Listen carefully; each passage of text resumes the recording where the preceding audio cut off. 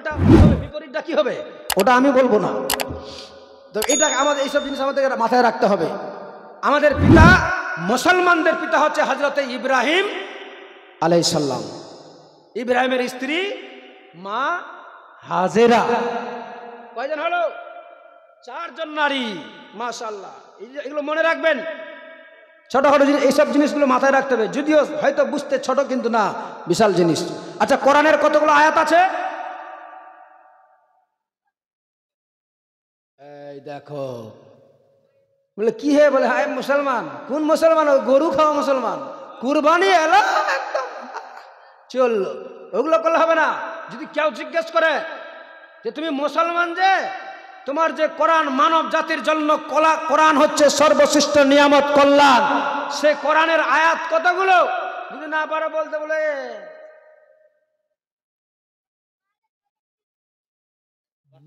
6666। এই মাথায় রাখবে সবাই, মা বোন, 6666। সূরা কতগুলো? 114টা। 100 সিজদা কয়টা? বলে একা তো বাং চালাকানা, এটা বলতে পারলাম না। সিজদা হলো 14টা। হে দেখেন না, আমার আল্লাহ তাআলা বান্দার জন্য কত সহজ করে দিয়েছে, যেন কোনো ডিফিকাল্টি ব্যাপার না হয়। কিন্তু এত বড় আল্লাহ মেধা শক্তি দিয়েছে, ব্রেন শক্তি দিয়েছে আমাদের বুঝার জন্য। এত কিছু রাখতে পারছি এই মাথাতে, এটা রাখতে পারবো না? কোরআনের আয়াত হচ্ছে 6666, সূরা হচ্ছে 114, সিজদা হচ্ছে 14টা। থাকবে না মাথায় ইনশাআল্লাহ? এগুলো রাখবেন। তাহলে যদি কেউ বলে, এগুলো টাচ করে যদি বলে দেবো না রে ভাই মাল বারুদ আছে, পারছে, বলতে পারছে তো। অতএব এইসব জিনিস আমাদেরকে মাথায় রাখতে হবে। আর একটা জিনিস আপনাদের কাছে আরো একটা জরুরি কথা বলে যাই, 1 মিনিটে এটাকে কথা বলে শেষ করবো, তারপর বক্তব্য আগাবো। প্রত্যেকটা বাড়িতে বাথরুম আছে, আছে না নাই? কথা বলে না, আছে না? আগের জামানা ছিল 10, 20, 25, 30 বছর আগে, ওই মানুষকে জঙ্গলে, ঝাড় জঙ্গলে যেতে হতো। এখন যাওয়ার দরকার লাগে না। কিন্তু প্রত্যেকটা বাড়িতে বাথরুম, টয়লেট আছে। ওই টয়লেটে বেশিরভাগ বাড়িতে একটা করে বালতি থাকে, থাকে কি থাকে না?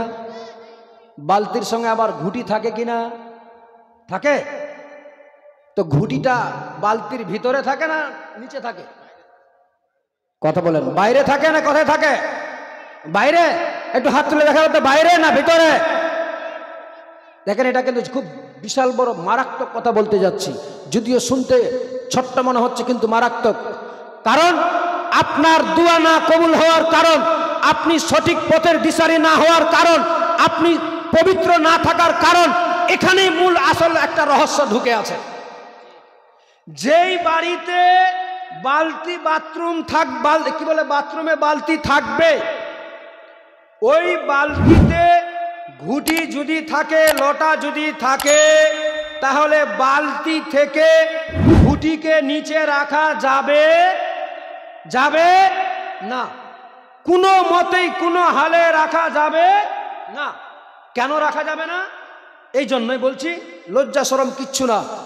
কারণ ওই বাথরুমে সাইফনটা যে আছে, পেচ্ছাবের গতি কারো জোরে হবে, কারো আস্তে হতে পারে, কিন্তু গতি তো হবে, হবে কি হবে না?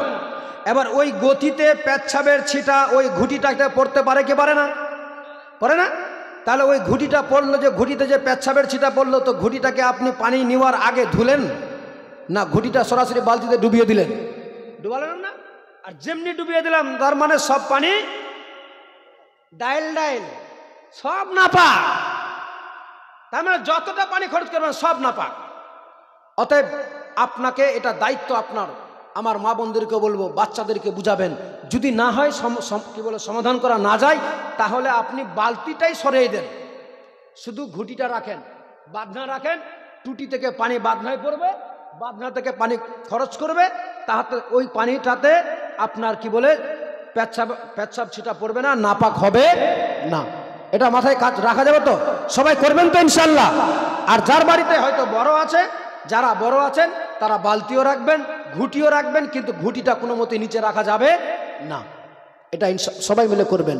যেন এইসব জিনিস থেকে আমাদেরকে ছোট্টখাটো বিষয়টা মনে হয় খুব ছোট, কিন্তু এখানে আমরা ফেসে আছি, যার জন্য আমরা নাপাক হয়ে হয়তো থেকে যাচ্ছি, আদৌ বুঝতে পারছি না যে আমি পাক আছি না নাপাক আছি। আল্লাহ যেন সবাইকে তৌফিক দান করে, সকলে বলুন আল্লাহুম্মা আমিন। এক আল্লাহর বান্দা একজন দিয়েছে 500 টাকা দান, আল্লাহ যেন আনিকুল দোকানি ও মেরি মা, ও মেরি মা, हो प्यारी माँ, ओ मेरी माँ, हो प्यारी माँ, ओ मेरी माँ, हो मेरी माँ। सब्र करता तो हूँ सब्र आता नहीं, सामने तेरी सूरत कोई लाता नहीं। सब्र करता तो हूँ सब्र आता नहीं, सामने तेरी सूरत कोई लाता नहीं। सब्र करता तो हूँ सब्र आता नहीं, सामने तेरी सूरत कोई लाता नहीं। আনিকুল দোকানি 500 টাকা করেছে দান। सब्र करता तो हूँ सब्र आता नहीं, सामने तेरी सूरत कोई लाता नहीं। अब किसे सुनाए दास्तां, ओ मेरी माँ, हो प्यारी माँ, ओ मेरी माँ, हो मेरी माँ, हो प्यारी माँ, हो मेरी माँ, हो मेरी माँ, हो प्यारी माँ। বাবাজি ভাই, যাই বলছিলাম, ইমাম মুসলিমের বাচ্চা দুটিকে মনে আছে না? ছোট্ট ছোট্ট বাচ্চাদেরকে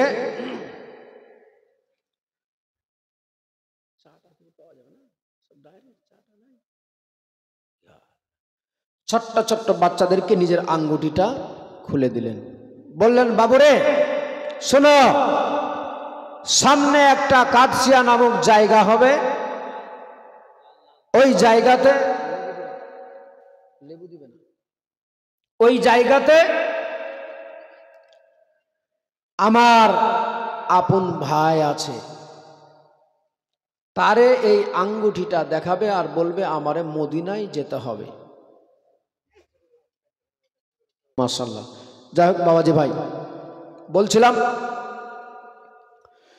বাচ্চাদেরকে আঙ্গুঠিটা দিয়ে দিলেন, বলে আমার ভাইকে গিয়ে বলবে এই আঙ্গুঠিটা নিয়ে যাও, বলতে গেলেই তোমাদেরকে মদিনায় যাওয়ার রাস্তা বাতিয়ে দিবে, তোমাদের আর কোনো অসুবিধা হবে না। মুসলমান বাবা ভাইরা, বাচ্চা দুটিকে দিয়ে দিলেন আঙ্গুঠিটা, ওই বাচ্চা দুটি ছুটতে লাগলেন কাদসিয়া নামক জায়গা মনে করে তারা যাচ্ছে। বেরাদার ও আমার মায়েরা, বাচ্চা দুটি দৌড়াতে দৌড়াতে চলে যাচ্ছে যে আমাদেরকে যেই করে হোক না কেন পৌঁছাতে হবে মদিনাতে। এ মুসলমান ও আমার মায়েরা, কিন্তু বাচ্চাগুলো যে জানে না আমাদের মদিনায় যাওয়া হবে না, আমরা মদিনায় যেতে পাবো না, তাদের যাওয়ার দৃষ্টে লেখা নাই যে তাদেরকে যে জীবন দিতে হবে কুফায়, এটা তাদের জানা ছিল না ভাই। এই বাচ্চাগুলো আবার সারাটি রাত্রে দৌড়াতে লাগলো, উঠে কি বলে কবরে কি যাইবা না, যে কবরে নবী ছাড়া আপন কেহ থাকবে না, যে কবরে নবী ছাড়া আপন কেহ থাকবে না, চিন্তা করে দেখো না কবরে কি যাইব না, চিন্তা করে দেখো না কবরে কি যাইব না। এ দুনিয়া ছাড়িয়া যাবে কোথায় ভাগিয়া, এ দুনিয়া ছাড়িয়া যাবে কোথায় ভাগিয়া, মরণ তোমায় লইবে ঘিরে, মরণ তোমায় লইবে ঘিরে, যতই করো বাহানা, মরণ তোমায় লইবে ঘিরে যতই করো বাহানা, চিন্তা করে দেখো না কবরে কি যাইবা না।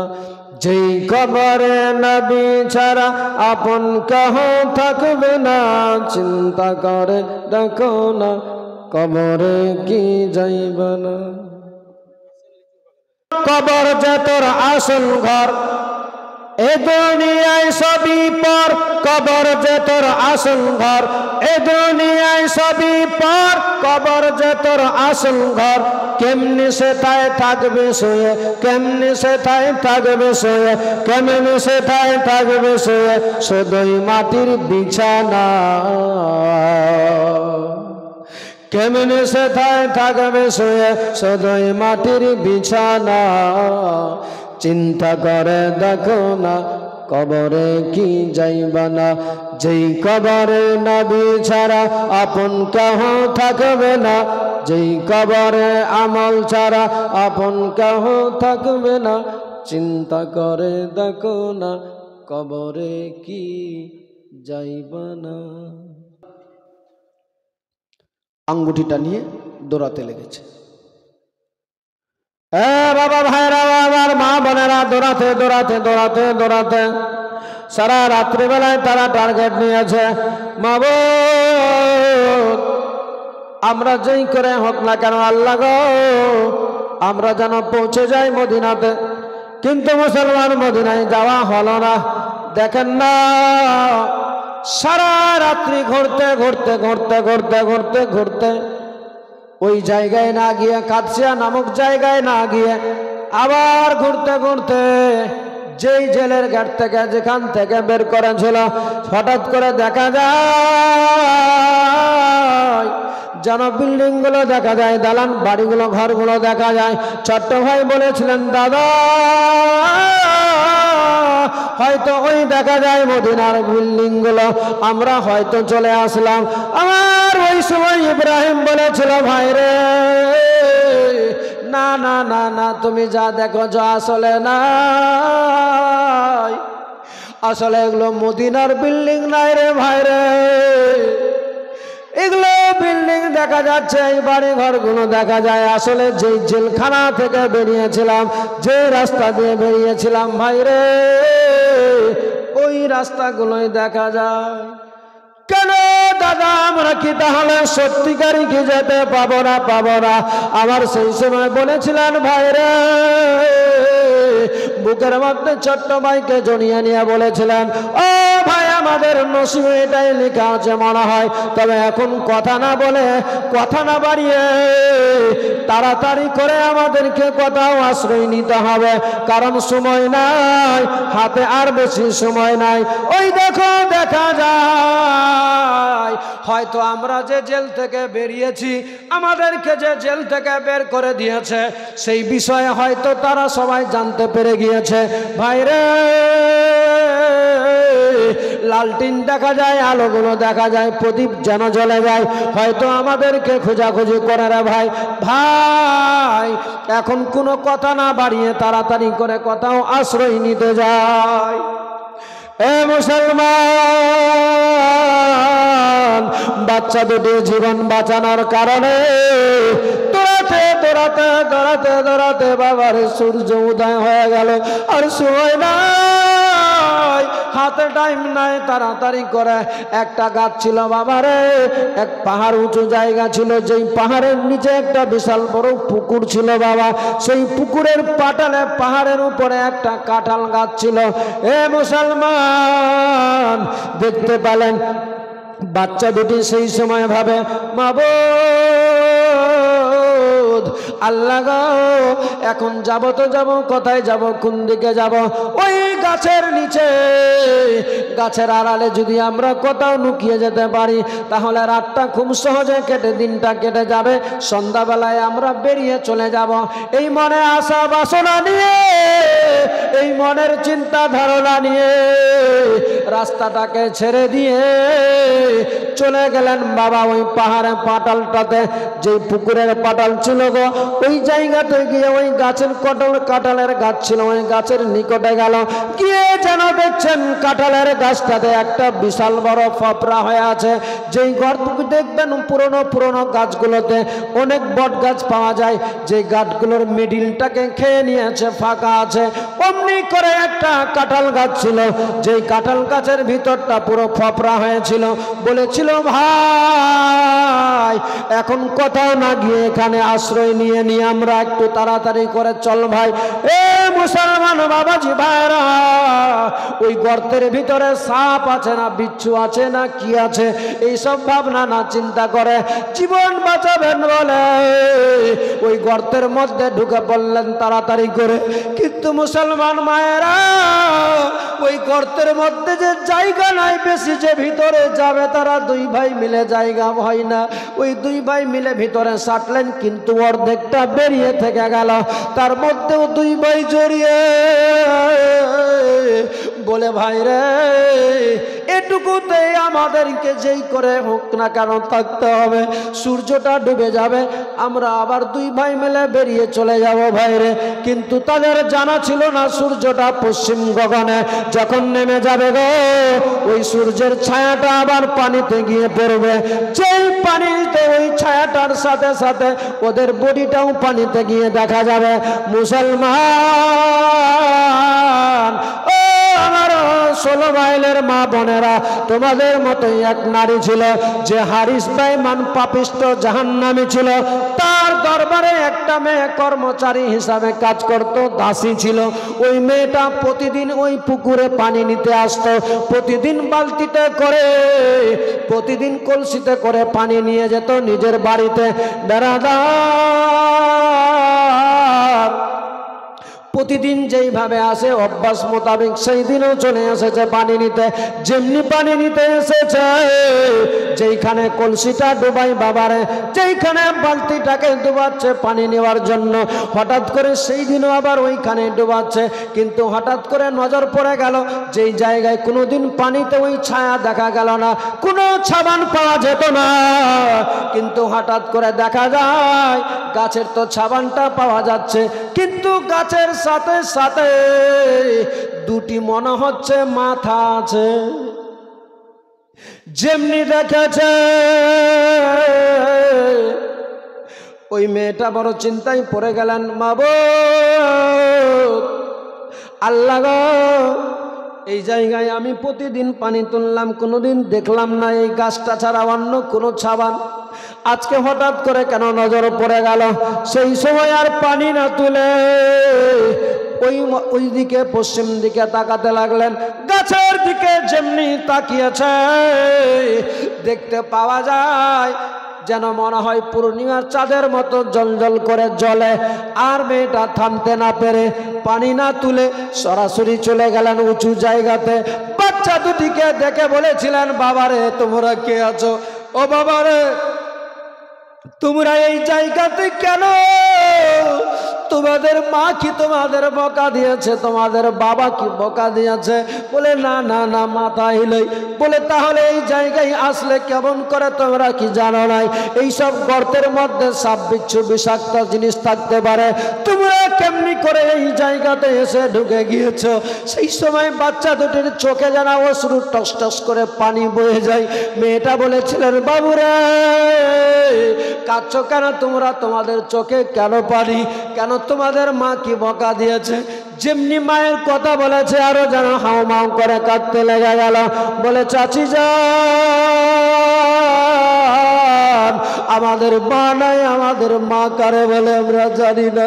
মায়ের আদের যত্ন আমাদের জানা নাই। মায়ের হাত দ্বারা এক লুকমা খাওয়ারও খেতে পাইনি। মা গো কে গো তোমরা কে? তাহলে বলে, আমার বাবার নাম হচ্ছে মুসলিম বিন আকিল। মা গো ওগো চাচি জানি না আমার বাবা কোথায় আছে, কি অবস্থায় আছে আমাদের জানা নাই। আমরা মদিনায় যাব বলে মদিনাতে যাওয়ার আশা নিয়ে বেরিয়েছি। গত 2 দিন হয়ে গেল গো, এখন পর্যন্ত আমাদের মদিনায় যাওয়া হলো না, শুধু রাস্তা ভুল করে করে ফিরতে ফিরতে আবার ওই জায়গাতে ফিরে যায়। সেই সময় মেয়েটার কোনো কথা না শুনে বাচ্চা দুটির দিকে দেখে তার মায়া হয়ে গেল, দয়া হয়ে গেল, অন্তরের মধ্যে যেন তার মায়া দয়া লেগে গেল। সঙ্গে সঙ্গে বাচ্চা দুটিকে বলেছিল, বাবুরে তোমরা চলে এসো, নিজের মা মনে করো, আমারও তোমরা মা মনে করতে পারো, আমার কোলে চলে এসো, আমি তোমাদেরকে এমন জায়গায় নিয়ে যাব, তোমাদের কোনো কষ্ট হতে দিব না, তোমাদের কোনো দুঃখ হবে না, তোমরা কোনো অসুবিধায় পড়বে না। বাবারা যেমনি এই কথা বলেছে, ছোট্ট বাচ্চাদের একটু দয়া হয়ে গেল, বাচ্চাদের অন্তরে মায়া হয়ে গেল। সঙ্গে সঙ্গে বাবারে ওই গর্ত থেকে বেরিয়ে আসলো, আঁচলের মধ্যে বাচ্চা দুটিকে ঢাকিয়ে নিল, ঢাকিয়ে দৌড়াতে লাগলেন বাড়ির দিকে। ওই হারিস ভাই মান যে ছিল বাবারে, ওর তেনার স্ত্রী ছিল বড় চাহানেওয়ালা, নাবির পাক্কা সাচ্চা আশিক ছিল, দিওয়ানি ছিল। ওই দরওয়াজায় গিয়ে বলে, চাচিমা আজকে আমি দুটা রত্ন এনেছি আপনার কাছে, কি নিয়ে এসেছিস মারে? বলে, চাচি গো, যাদের জন্য সারা জাহান পাগল, জান্নাতের দুটি ফুলকে এনেছি তোমার কাছে, যদি পারো তাদেরকে মন ভরে আদর যত্ন করে নাও, একটু সুন্দর করে বুকে লাগিয়ে নাও, তাদের আনন্দ দিয়ে দাও। তারা যদি আনন্দ পায়, তারা যদি খুশি হয়ে যায়, আমার নবী খুশি হয়ে যাবে, আর নবী খুশি হয়ে গেলে মহান আল্লাহ তাআলা রাজি হয়ে যাবে। ও চাচি, এই বাচ্চাগুলোকে নিয়ে নাও।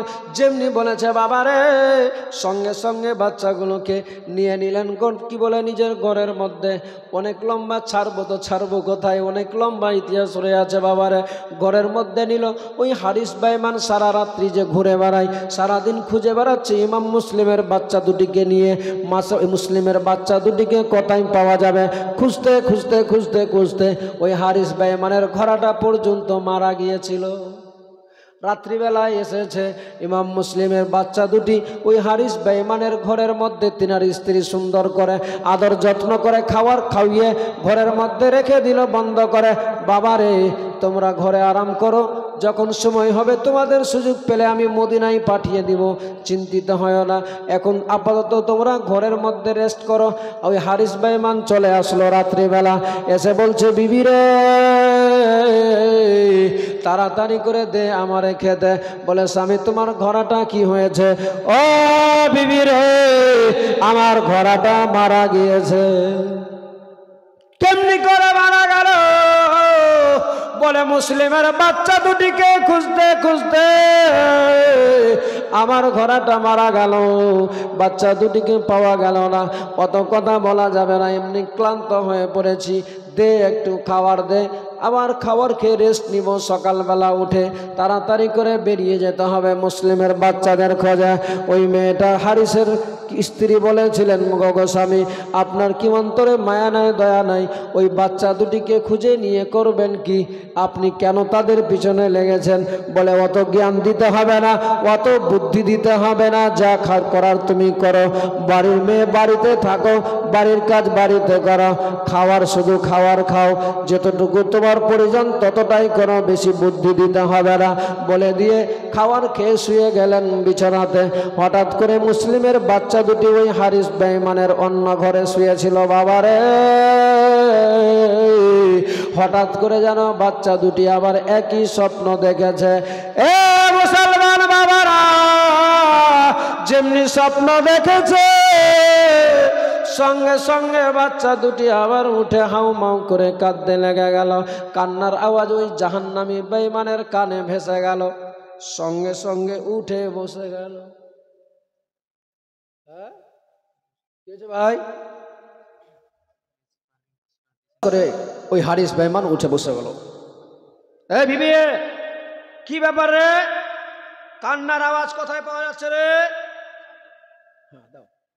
কান্নার আওয়াজ কোথায়? কোথায় কান্নার আওয়াজ পাচ্ছ তুমি? বলছে, না আমার কানে ভেসে আসলো কান্নার আওয়াজ। বলছে, আসলে তুমি সারাদিন ঘুরে ক্লান্ত হয়ে পড়েছো, ওই জন্য তোমার নানা রকমের তোমার ধ্যান লাগা আছে, ওই জন্য তুমি এটা শুনতে পাচ্ছ। তো বলছেন না, তা তো হতে পারে না, শুয়ে যাও, তুমি শো, তো সকালবেলা উঠে দেখা যাবে। এই কথা বলেছে, কিছুক্ষণ হয়েছে আবার একই রকম কান্নার আওয়াজ। আর তো সহ্য হলো না, বলে সত্যি করে বল কে আছে বাড়িতে?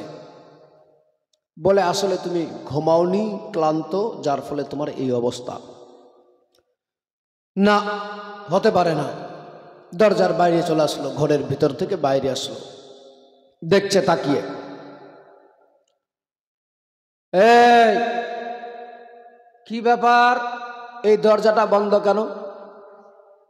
এই দরজাটা বন্ধ কেন?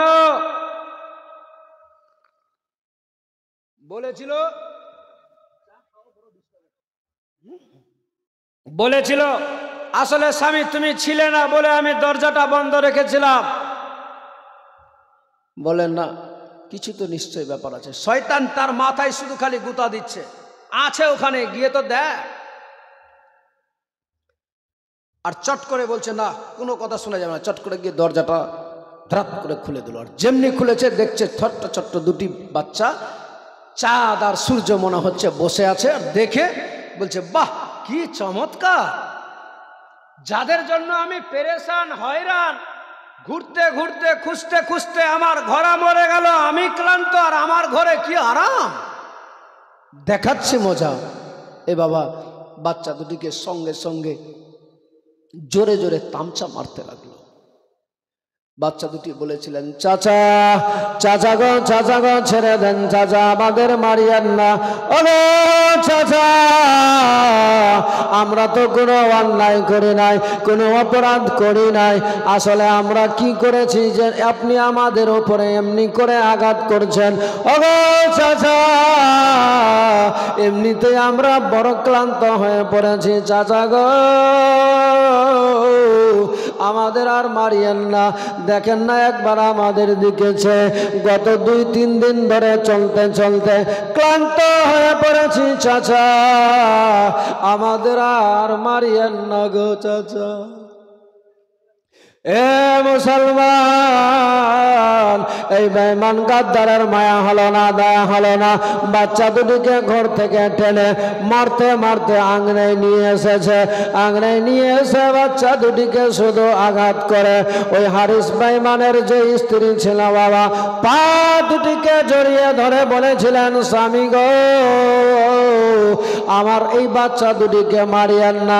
আপনার যদি এতই রাগ উঠেছে, এতই মারার ইচ্ছা থাকে, আমারে আপনি মাটিতে ফেলে দেন, আর আপনি পা দিয়ে যত ইচ্ছা তত আঘাত করেন, কিন্তু আল্লাহর ওয়াস্তে মেহেরবানি করে বাচ্চা দুটিকে ছেড়ে রিহাই করে দেন। এ মুসলমান, ওই জাহান্নামী বেঈমান হারিস মানল না, কোনো কথা না শুনে জোর করে একটা ধাক্কা দিয়ে দিল, যার ফলে হারিস বেঈমানের স্ত্রী মাটিতে পড়ে গেল, মাথায় আঘাত লেগে গেল, মাথাটা ফেটে গেল, পিনকি মেরে রক্ত বয়ে যেতে লাগলো, অজ্ঞান হয়ে মাটিতে পড়ে গেল। দাসী ছিল, সেও এসে ওই হারিস বেঈমানের কাছে এসে দাঁড়িয়েছিল। হারিস বেঈমান কোনো কথা না শুনে ওই মেয়েটাকেও জোরে আঘাত করলো, সেও পড়ে থেকে গেল অজ্ঞান অবস্থাতে। বাচ্চা দুটিকে ইমাম মুসলিমের বাচ্চাদের প্রচণ্ড আঘাত করেছিল বাবারে। এ মুসলমান, এত আঘাত করে সহ্য করতে পারে না। শেষ মুহূর্তে ওই বেঈমান জাহান্নামী মাথার চুলগুলোকে এক জায়গায় টেনে দুটি মাথাকে একত্রিত করে চুলগুলোর মধ্যে গিট মেরে দিল, আর সারাটি রাত খোলা আকাশের নিচে আঙিনার মধ্যে রেখে দিল। রাত্রি শেষ হয়েছে, যখন ফজরের টাইম হয়ে গেল বাবারে, এই জাহান্নামী বেঈমান আর দেরি না করে উঠে ঘোড়ার উপরে চাপিয়ে নিচ্ছে বাচ্চা দুটিকে। সেই সময় বলেছিলেন, চাচা সারাটি রাত আমাদের ফেলে রাখলেন এমনি করে। আমরা তো কোনো অপরাধ করি নাই, আমরা কোনো দোষ করি নাই, তারপরও আমাদেরকে কেন এমনি করে সাজা দিচ্ছেন? একটু দয়া করে মেহেরবানি করে ছেড়ে দেন। ওগো চাচা, আজ যদি ছেড়ে দেন, আমার পিতাকে বলে, আমার নবী মুস্তাফাকে বলে, তোমারে আমরা হাউজে কাউসারের পানি পান করিয়ে জান্নাতে নিয়ে যাব। ও চাচা, ছেড়ে দেন, আমাদের ছেড়ে দেন। এবার আদার মুসলমান ওই জাহান্নামী বেঈমান জান্নাত কি বুঝবে? অর্থের লোভে সব অন্ধকার হয়ে গিয়েছে, তার অন্তরটা কালি কয়লা হয়ে গিয়েছে, পাথরের মতো শক্ত হয়ে গিয়েছে। সে আর কি বুঝতে পারে? কোনো কথা বুঝতে রাজি নয়। লাস্টের দিকে বাবারে ঘোড়ার উপরে চাপিয়ে নিল। সেই সময় বলেছিলেন, চাচা কোথায় নিয়ে যাবেন? বলে, চলো ওবায়দুল্লাহর দরবারে নিয়ে যাব।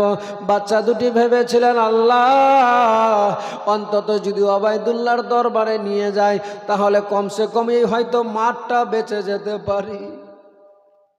নিয়ে যাচ্ছে, যেতে যেতে ফরাত নদীর সামনে আছে বাবারে।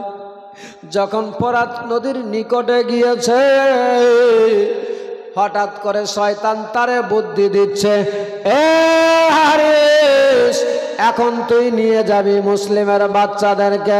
রাস্তায় তোর থেকে বড় বড় বীর বাহাদুর পাহালমানরা রয়ে আছে, তারা যদি দেখে নেয়, তাহলে দুটার তামচা দিয়ে তোর কাছ থেকে মুসলিমের বাচ্চা দুটিকে ছিনে নিবে, ইনাম পাবি না তুই, সব তোর পুঁজি হারিয়ে যাবে।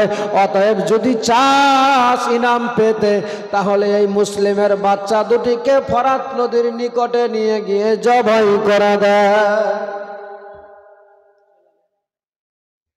এ মুসলমান, ও আমার বাবা ভাইরা, ও আমার মায়েরা, ইমাম মুসলিমের বাচ্চা দুটিকে নিয়ে চলে গেলেন ফরাত নদীর নিকটে। ওই ফরাত নদীর নিকটে নিয়ে যাওয়ার সাথে সাথে ঘোড়া থেকে চালিয়ে ফেলে দিলেন। যেমনি ফেলেছে বালুতে, মরুভূমিতে ফেলেছে। বলে, চাচা কেন এমনি করছেন আমাদের সঙ্গে দুর্ব্যবহার? বলে, আর কোনো কথা শোনা যাবে না, এক্ষুনি তোমাদেরকে প্রাণ দিতে হবে, জীবন দিতে হবে। কে আগে জীবন দিবে? প্রস্তুত হয়ে যা, তাড়াতাড়ি করে। বাচ্চা দুটি বলেছিলেন, কেন চাচা কেন? আমরা তো কোনো অপরাধ করি নাই, আমাদেরকে নিয়ে যেতে চাইলে ওবায়দুল্লাহর দরবারে, এখন আবার জবাই করতে কেন চাইছো গো? তোমার ছোট্ট ছোট্ট তোমার বাড়িতে কি বাচ্চা নাই? তোমার কি সন্তান নাই? তোমার মায়া নাই, দয়া নাই, যে আজকে আমাদেরকে এমন করে আঘাত করতে চাইছো, জবাই করতে চাচ্ছ কেন এমনি করে? সেই সময় বলেছিল, অত কোনো কথা বলা লাভ হবে না, কে আগে জীবন দিবে? তাড়াতাড়ি করে প্রস্তুত হয়ে যা, তাড়াতাড়ি। এ মুসলমান, ছোট্ট বাচ্চা দুজি যদিও ছোট্ট ছিল বাবারে, আল্লাহ তাআলা তাদেরকে বুঝার যথেষ্ট শক্তি দিয়েছিল। ওই বাচ্চাগুলো বুঝে গেল এই বেঈমান গাদ্দার আমাদের আর কথা শুনবে না, আমাদের কথা মানবে না, তার অন্তরে কোনো আর দয়া মায়া হবে না। সেই জন্য সেই সময় বলেছিলেন যে আগে আমারে মেরে দাও। ওই ইমাম মুসলিমের দুটি বাচ্চার মধ্যে ইব্রাহিম বলে, আগে আমাকে মারো। সেই সময় মোহাম্মদ বলে, না দাদা গো, আপনারে মারবে, আমি ছোট ভাই হয়ে কেমনি করে দেখে থাকবো? এ বলে, আগে আমার নাও, আমারে আগে জীবনটা নিয়ে নাও। ছোট বলে, আগে আমার নিয়ে নাও। কেন বলছিলেন বাবারে জানেন? এই জন্যই বলছিলেন যে এই বেঈমান আর কোনো মতেই বুঝ মানতে যখন রাজি হলো না, তাদেরকে আর ছাড়তে রাজি নাই, যার ফলে তারা রাজি হয়েছিল। কিন্তু দেখছে এ বলে আগে আমি, এও বলে আবার আগে আমি, ছোট বলে আমি, বড় বলে আমি। লাস্টের দিকে হারিস বেঈমান রেগে বলছে, অত কথা বলা যাবে না, দুইজনা মিলে একসঙ্গে তোমরা নামাজ যেমনি পরে সিজদায় যায় সেইভাবে যা, একইবারে তরবারি দিয়ে আমি তোদেরকে দুনিয়া থেকে বিদায় করে দিব। ভাই, এত বড় পাপিষ্ট হয়ে গিয়েছিল, তার অন্তরে মোহর লেগে গিয়েছিল। অর্থের লোভে, দুনিয়াদারি পাবে বলে আহলে বাইতে আথারদের ভালোবাসাকে ভুলে গিয়েছিল তারা। আজও পৃথিবীতে এমন মানুষ পাওয়া যাবে, নাই মোহাব্বত, নাই ভালোবাসা, ডাইরেক্ট চাই খোদার কাছে, হবে না লাভ, বেকার হবে।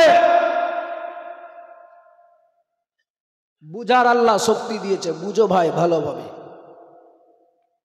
আল্লাহ যতটুকু চাই, আল্লাহ প্রত্যেকটা জিনিস মাধ্যম সিস্টেম বানিয়ে দিয়েছে। অতএব সিস্টেম ছাড়া কোনোটা কিছু হয়নি, হবে না। এই বাচ্চা দুটির উপরে মায়া হলো না, দয়া হলো না। এই জাহান্নামী পাপিষ্ঠের অন্তরে মায়া দয়া কিচ্ছু হলো না। কোনো কথা শুনলো না, কোনো কথা বুঝলো না। শেষ পর্যন্ত বলে তোদের জীবন দিতে হবে, রেডি হয়ে যা, প্রস্তুত হয়ে যা, নিয়ে নে। তাতে কি হয়ে যাবে? বাচ্চা দুটি চলে গেলেন শেষদাতে। জাহান্নামী বেঈমান তরবারিটা নিয়ে এমন জোরে আঘাত করেছে, বাচ্চা দুটির মুন্ড কেটে সঙ্গে সঙ্গে দেহ থেকে আলাদা হয়ে গেল। বডি দুটা ছটপট করে মরুভূমি বালুতে ছটপট করতে লেগেছে, লাফাতে লেগেছে, রক্ত ফিনকি মেরে বয়ে যাচ্ছে। চিরতরে দুনিয়া ছেড়ে বিদায় হয়ে চলে গেল। সকলে পড়ুন ইন্না লিল্লাহি ওয়া ইন্না ইলাইহি রাজিউন। এ বাবা বাচ্চা দুটিকে যেমনি দুনিয়া থেকে বিদায় করেছে, সঙ্গে সঙ্গে এই যে লাফাতে লেগেছে, এর মাথায় শয়তান এমন চেপে গিয়েছে, সেই সময় আর সহ্য না করতে পেরে সাথে সাথে ও কি করে ওই ইমাম মুসলিমের বাচ্চা দুটির বডিটাকে পানির মধ্যে চালিয়ে ফেলে দিয়েছে। একটাকে আর দূরে, আর একটাকে আরো একটু দূরে চালিয়েছে। কিন্তু তাদের মধ্যে সম্পর্ক কেমন ছিল, তাদের মধ্যে ভালোবাসা কেমন ছিল? ফেলেছে চালিয়ে দূরে, খোদার হুকুমে একটা ঢেউয়ের সাথে সাথে দুটি ভাই এক অপরের সিনার মধ্যে হাত লেগে গিয়েছে।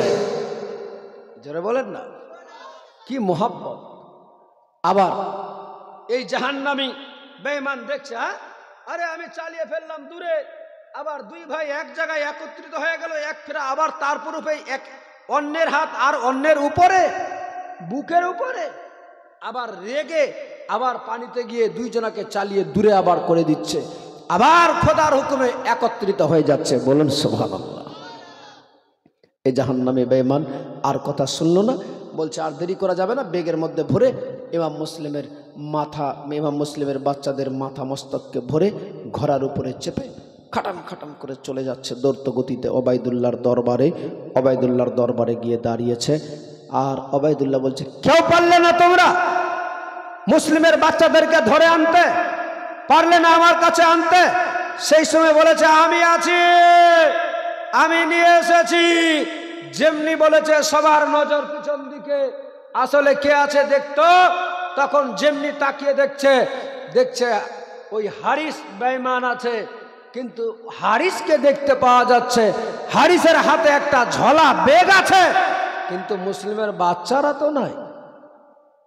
বলছে, আমি পেয়েছি জাহাপানা, চিন্তা করে লাভ হবে না, অসুবিধার কিছু নাই। এই দেখেন আমি নিয়ে এসেছি মুসলিমের বাচ্চাদেরকে। সবাই তাকিয়ে দেখছে, হারিস বেঈমান আছে, বেগ আছে, মুসলিমের বাচ্চারা নাই। সরাসরি দেরি না করে চলে গেলেন ওই ওবায়দুল্লাহ ইবনে জিয়াদের টেবিলের সামনে দরবারে। বেগটাকে নিয়ে ইমাম ওবায়দুল্লাহ ইবনে জিয়াদের সামনে বেগ থেকে বের করে ইমাম মুসলিমের বাচ্চা দুটির মাথাকে রেখে দিয়েছে। আর যেমনি রেখেছে সবাই হতভম্ব, সবাই অবাক হয়ে গিয়েছে, আশ্চর্য হয়ে গিয়েছে। একই সর্বনাশ, একই দেখছি আমরা। ওবায়দুল্লাহ আশ্চর্য, আরে মাথা কাটা মাথা নিয়ে টেবিলের মধ্যে। এ হারিস বেঈমান, তুমি এটা পারলে কি করে? জাহাপানা ক্ষমা করবেন, আসলে করেছি কেন জানেন? আমি জানি আমার থেকে বীর বাহাদুর অনেক আছে, আমার থেকে বিশাল বড় বড় শক্তিশালী আছে, যার ফলে আমি ভাবলাম রাস্তায় যদি আমারে দেখতে পাই এই বাচ্চা দুটিকে সঙ্গে করে নিয়ে যেতে, তাহলে আমার কাছ থেকে ছিনে নিতে পারে, কেড়ে নিতে পারে। যার জন্য আমি বাচ্চা দুটিকে ফরাত নদীর ধারে জবাই করে মাথা দুটি নিয়ে চলে এসেছি। কি অবস্থা! মনে হচ্ছে আসমান ভেঙে পড়ে গেল। ছোট্ট ছোট্ট মাসুম বাচ্চা, যাদের অপরাধ ছিল না, যারা অন্যায় করেনি, কিছু জানে না, সেই বাচ্চা দুটির মাথা কেটে বডি পানিতে ফেলে চালিয়ে মাথা মস্তককে বেগে ভরে নিয়ে চলে আসলো। মনে হচ্ছে খুব সহজ ব্যাপার, কত বড় কাজ করে ফেলেছে, অন্যায় করে নিয়ে এসে টেবিলে রেখেছে। এজিদ ওবায়দুল্লাহ সেই সময় দেখছে, এখন নিজের জীবন বাঁচানোর জন্য বলছে, যদি এখন আমি একটা কোনো পদক্ষেপ না নিই তাহলে আমার জীবন চলে যেতে পারে। কে আছো তোমরা? এই বেঈমান! আমি বলেছিলাম মুসলিমের বাচ্চাদেরকে জীবিত অবস্থায় আমার দরবারে আনতে, সে জবাই করেছে, পারবে তোমরা একে উচিত সাজা শিক্ষা দিতে? সেই সময় অনেক চাহানেওয়ালা ছিল, হ্যাঁ জাহাপানা আমরা আছি, আমরা দিব। আরো কেউ বলে আমরা দিব, আমরা দিব তাকে উচিত শাস্তি, আমরা দিব তাকে উচিত সাজা। আলে নবীর উপরে অত্যাচার জুলুম করা কি সাজা সেটা বুঝতে পারবে, আমাদের হাতে তুলে দেন। সেই সময় ওবায়দুল্লাহ ইবনে জিয়াদ নিজের জীবন বাঁচানোর জন্য, শুধুমাত্র পাবলিকের চোখের আড়াল হওয়ার জন্য বলেছিল, নিয়ে যাও, তাকে উচিত সাজা দিতে হবে। বাচ্চাদেরকে মেরে ফেলেছে, হত্যা করেছে, তার সাজা তাকে পেতে হবে। সঙ্গে সঙ্গে ওই বেঈমান হারিস পাপী জাহান্নামীকে তুলে নিয়ে ধরে যাচ্ছে। কোথায়? ওইখানে ফরাত নদীর নিকটে নিয়ে গিয়ে বলছে, জিজ্ঞেস করছে, কোনটা হাত দিয়ে মেরেছিলে? বলে এইটা। সঙ্গে সঙ্গে তরবারি নিয়ে এমন জোরে তরবারির আঘাত করেছে, সঙ্গে সঙ্গে হারিস বেঈমানের ডান হাতটা দেহ থেকে ছুটে পড়ে গেল মাটিতে। বেঈমান যখন বলেছিলেন, সেই সময় বলেছিলেন, ছেড়ে দেন, ছেড়ে দেন। ও ভাইরা, বড় অন্যায় করেছি, বড় ভুল করেছি, আমি আর করব না। আমার হাত নাই, একটা হাত নিয়ে ভিক্ষা করে খাবার খেয়ে নিব। বলে, এই হাত দিয়ে কি মেরেছিলে? আবার এই হাতের মধ্যে জোরে আঘাত চালালো, এই হাতটাও কেটে গেল।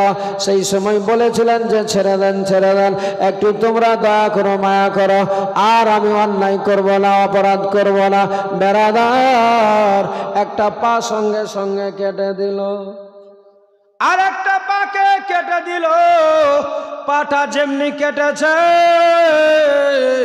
পা কাটার সাথে সাথে একটা পা নিয়ে সেই সময় বলেছিল, ও আমার ভাইরা, তোমরা ছেড়ে দাও, আর থাকবো না এই শহরে, অন্য কোনো দেশে চলে যাব, সেখানে দরকার পড়লে ভিক্ষা করে খাবো, এই সব কাজে আর আমি অপরাধ করব না। অপরাধ করবি না, তোকে আর রাখা যাবে না, ছাড়া যাবে না। তার পা কাটলো, হাত কাটলো, বডি কাটলো, সমস্ত কেটে ভুঁড়িটাকে ফেরে সমস্ত হাত পাগুলো এক জায়গায় ঘরে একত্রিত করে মাটি একটা গর্ত খুঁড়ে মাটির মধ্যে চালিয়ে ফেলে দিল, মাটির মধ্যে পুঁতে দিল। সবাই ভালোভাবে জোর করে খুঁচে মাটির মধ্যে পুঁতে দিল। কিন্তু মাত্র কয়েকটা সেকেন্ডের মধ্যে দেখা যাচ্ছে ওই মাটি এমন জোরে ভূমিকম্প শুরু করেছে, হিলতে লেগেছে।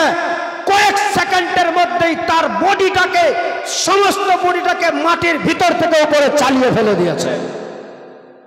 এরা বলছে, এ ভাই, এই জাহান্নামী পাপিষ্টর বডিটাকেও মাটি খেতে চায় না রে, এই জন্য বডিটাকে চালিয়ে ফেলে দিল মাটি থেকে, ফেলে দে পানিতে, পানিতে ফেলে দিল। ওই পানির মধ্যে এমন ঢাউ শুরু হয়ে গেল, সঙ্গে সঙ্গে ওই পানি থেকে তার বডিটাকে আবার চালিয়ে ডাঙায় ফেলে দিচ্ছে। এরা বলছে, দেখ, এই জাহান্নামের বডি পানিও রাখতে চাই না, ডাঙাও গছে না, কথাও রাখা যায় না, কি করা যাবে? একে তাহলে একটাই রাস্তা আছে, তখন থেকেই এই সিস্টেমটা শুরু হয়েছে। বলে লকড়ি খুঁড়ি এক জায়গায় নিয়ে এসে একে জ্বালিয়ে ছাই করে দিতে হবে। ওই হারিস বেঈমানকে তখন লকড়ি খুঁড়িতে রেখে জ্বালিয়ে পুড়িয়ে তাকে ছাই করে চিরতরে তাকে জাহান্নামে পাঠিয়ে দিল। ইমাম মুসলিমের সন্তান দুটির বডিকে নিয়ে গিয়ে দাফন করলো। তারপরে কি হচ্ছে শুনবেন, একবার দরুদ শরীফ পড়ুন, আল্লাহুম্মা